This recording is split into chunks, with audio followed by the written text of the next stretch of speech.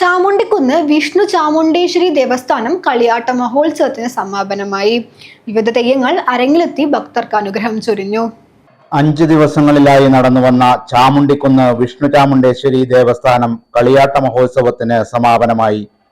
ഉത്സവ ആഘോഷത്തിന്റെ ഭാഗമായി തിങ്കളാഴ്ച രാവിലെ മുതൽ പൂമാരുതൻ, രക്തചാമുണ്ടി, ഭഗവതി, വിഷ്ണുമൂർത്തി, പടിഞ്ഞാറെ ചാമുണ്ടി, ഗുളികൻ എന്നീ തെയ്യങ്ങളുടെ പുറപ്പാട് നടന്നു.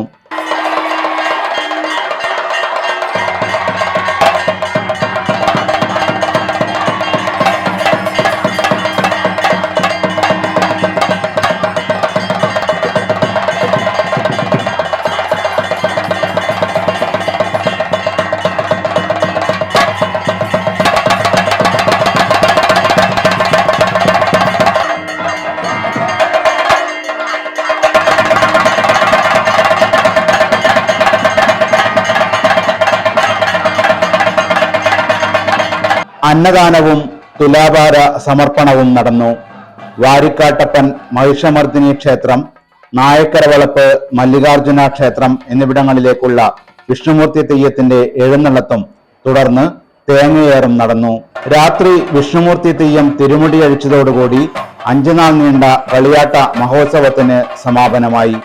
News bureau, Kanhangad.